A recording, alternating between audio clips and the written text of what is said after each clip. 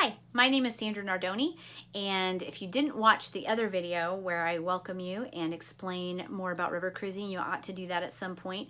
It's about 15 minutes long, but I think it'll give you a really good idea of whether or not river cruising is for you and if you'd like to go on this trip. But I'd like to right now really quickly go over the different classes of cabin, because if you are like me, when I was first introduced to river cruising, I had no idea what the letters meant or what the differences were in the cabins. So the really nice thing about Avalon is they're pretty simple. There's 5 categories plus the suite category. And a suite is basically more space, and you're going to have seating for more people in it, and you're going to have like a sofa for people to sit on and things like that. The suites are really nice, but they take up more like 2 cabins as far as size. So that's kind of what the suites are. There are only 2 of them on each ship. So if you are really into, luxury and you would like the suites, you're going to want to go ahead and book early so that you can make sure that you get one of those cabins. So I'm starting with that one, and then I'll go down to the next category, which is a category P.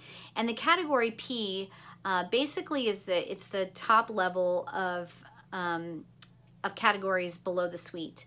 And Avalon actually has the largest cabins on the rivers. So their cabins are larger than any other river cruise line, which I love. And they did that in a very unique way. What they did was they actually made an entire wall. The whole wall that faces the river is a window, and it's a sliding window with the bars. So it's more like a French balcony. If you guys understand what a French balcony is, you're not going to walk out onto this balcony. It's like it's a part of your room.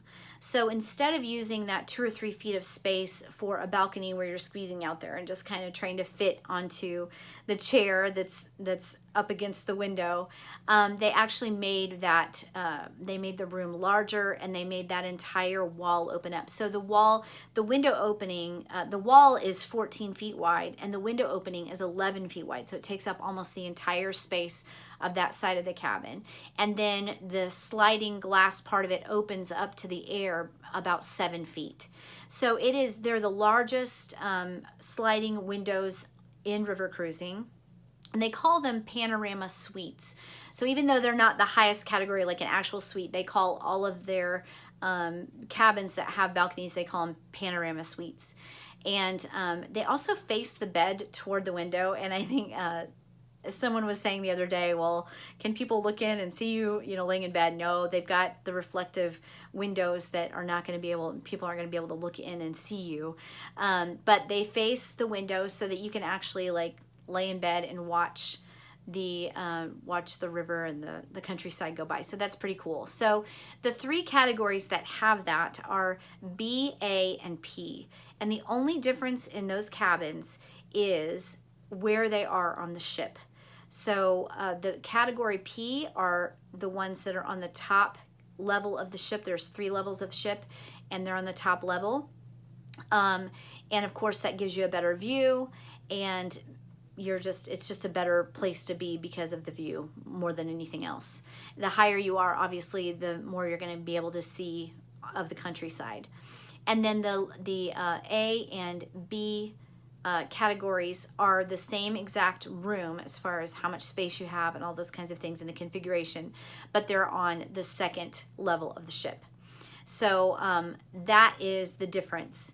And really the difference in price isn't very much. So category B is actually it's $150 less than category P, and category A, which is the middle one, is, I believe, $50 less than P. So it's not per person. So it's not like a huge difference in price in those 3 categories. But there is a pretty big difference in price between those categories and the lower 2, which are D and E. The D and E categories are the rooms that do not have a French balcony. They actually are at times partially underwater, and they have a large window. It spans pretty much the entire width of the room, but it's like 2 feet tall. So you're not going to be able to sit in your chair and drink your coffee and look out the window in the morning. You have to stand up to look out the window. Those are actually quite a bit less expensive than the other three categories. So you're going to want to look at that when you're choosing the category of room that you want. But they are, like I said, they are smaller cabins with the window instead of the French balcony. So that kind of gives you a really good overview of what the cabins are like on the river cruise for the Avalon cruise line. So I hope that explains the cabins enough where you understand what's going on with those categories and the differences in price and all of those kinds of things. So I hope to be talking to you soon, and I hope this was helpful. And my name is Sandra Nardoni, and I think that's all.